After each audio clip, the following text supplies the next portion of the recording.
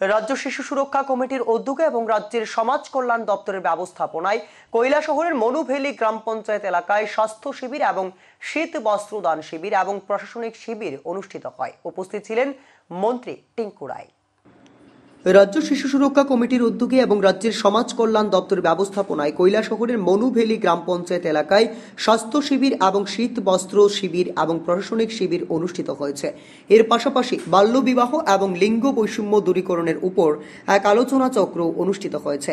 প্রদীপ প্রজ্বলন করে সার্বিক অনুষ্ঠানের উদ্বোধন করেন মন্ত্রী টিঙ্কু রায়। মন্ত্রী ছাড়াও অনুষ্ঠানে উপস্থিত ছিলেন রাজ্য শিশু সুরক্ষা কমিটির চেয়ারপারসন জয়ন্তী দেববর্মা, ঊনকোটি জেলা পরিষদের সভাধিপতি অমলেন্দু দাস, সমাজ কল্যাণ দপ্তরের অধিকর্তা তপন কুমার দাস, ঊনকোটি জেলার জেলা শাসক দিলীপ কুমার চাকমা, চণ্ডীপুর পঞ্চায়েত সমিতির chairman Shampa Das, vice chairman Binoy Singha, জেলা পরিষদের সদস্য শ্যামল দাস সহ আরো অনেকে।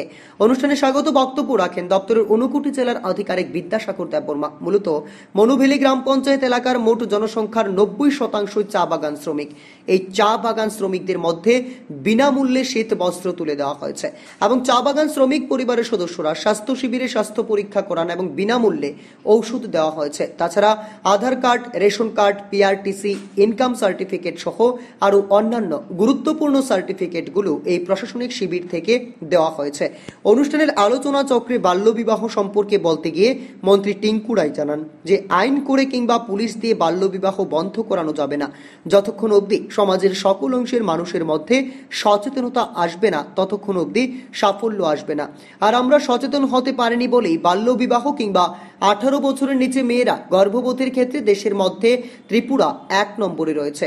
তাও আবার ত্রিপুরা রাজ্যের মধ্যে ঊনকোটি জেলা 1 নম্বরে রয়েছে বলেও মন্ত্রী উল্লেখ করেন।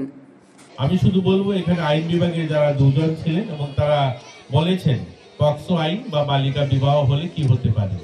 দেখুন, এই কথাগুলো আমার মতো সাধারণ মানুষ যারা এখানে যারা চা শ্রমিক পরিবারের বসে আছে তাদের কাছে ওই সাদা কাগজে কিছু অক্ষর লেখা সেটা তার সমান।